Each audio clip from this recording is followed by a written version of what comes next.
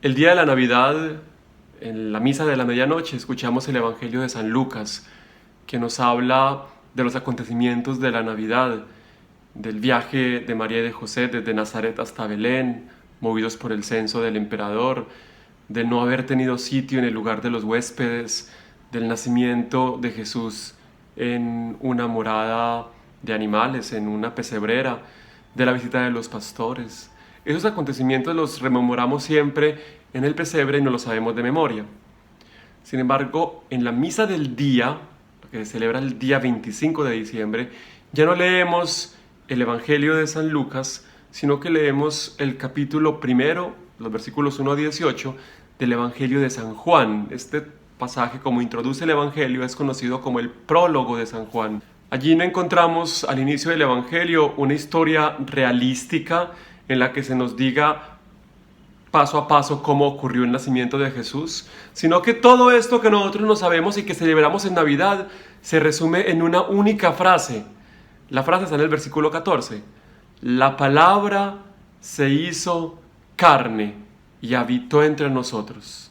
El escritor del texto no era un amargado que quiso resumir todo y quitarnos la emoción de los relatos de Navidad. No, al contrario, fue alguien con una capacidad gigantesca de ver lo que era esencial y de transmitirlo en pequeñas frases. Este capítulo primero de San Juan, que ha ocupado durante generaciones a los estudiosos y amantes de la palabra de Dios, es una mina llena de tesoros espirituales que nos habla sobre la profundidad del misterio de Dios que vino a nosotros y se hizo carne. Yo quisiera, en 4 ideas, mostrar cómo en este capítulo la Navidad tiene sentido para nosotros hoy, sentido de vida. Lo primero que dice el versículo primero es que hay una palabra que está desde el mismo principio, desde la eternidad, con Dios, hacia Dios y que es Dios mismo, Dios, que es palabra y por tanto es comunicación, un Dios que está todo el tiempo saliendo de sí mismo.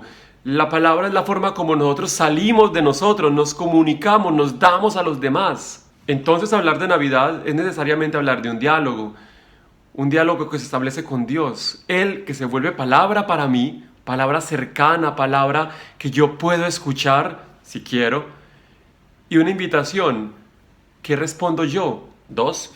En los versículos 4 a 5 de este prólogo se dice que esta palabra es luz, la luz que ilumina a todos los hombres. Y se dice que las tinieblas intentan apagarla, pero no han podido hacerla.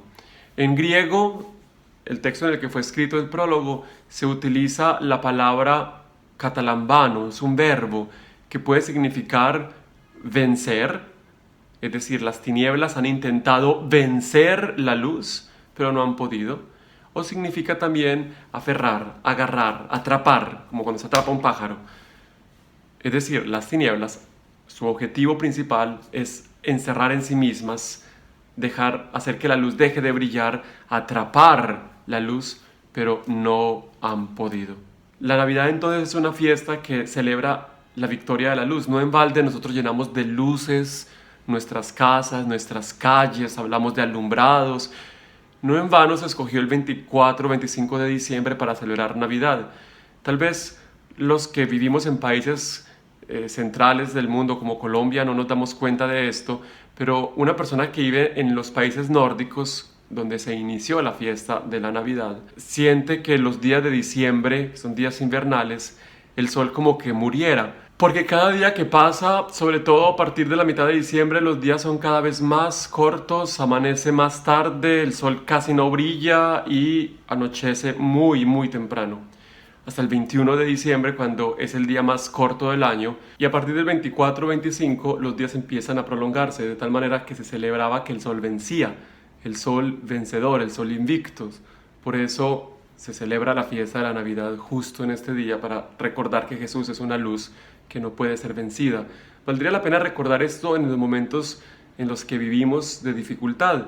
Recordamos que Navidad no es una fiesta que se celebra cuando uno está de buen humor y feliz, como se piensa, y si estamos mal, entonces no celebramos Navidad. Al contrario, la Navidad es una fiesta justo para celebrar cuando las tinieblas parecen agarrar nuestra vida, porque es la celebración de que, a pesar de que todo parezca oscuro, el Señor siempre brilla, siempre vence. Tercero, esta palabra se hace carne y habita entre nosotros.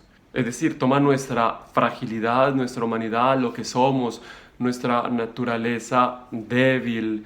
Lo que importa en el Evangelio de Juan es que la palabra asumió nuestra forma humana. Es algo increíble e inesperadamente grande, porque por fin podemos ver al invisible, porque podemos amar al que es temible. Nadie tiene miedo de un bebé, al contrario, lo ama y le tiene ternura.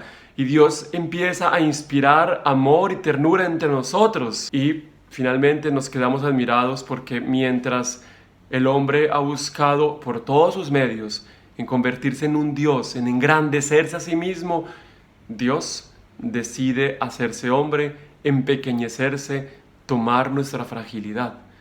Demostrarnos que ser hombre es mucho más importante de lo que nos podríamos imaginar. Navidad entonces es la fiesta del ser humano. Finalmente, este Dios encarnado tiene una tarea. El prólogo en el versículo 18 concluye diciendo: a Dios nadie lo ha visto jamás. El Dios unigénito que está en el seno del Padre, Él nos lo ha explicado. En Jesús, el Dios unigénito, conocemos lo que Dios es. Todo lo que había que saber de Dios lo sabemos en la carne de Jesús de Nazaret. Y esto es posible por la intimidad que existe entre el Padre y el Hijo. De esa intimidad surge la posibilidad del conocimiento de Dios. Pero Jesús también nos invita a entrar a formar parte de esta intimidad. Durante el Evangelio, Jesús va a decir: si alguien me ama, el Padre lo amará y vendremos los dos y haremos morada en él. También el mismo Evangelio va a decir que uno de los discípulos, aquel a quien Jesús amaba, estaba en el seno, es decir, en intimidad con Jesús. Navidad entonces es también la fiesta de la intimidad con Dios. ¡Qué inmenso regalo recibimos nosotros al celebrar Navidad!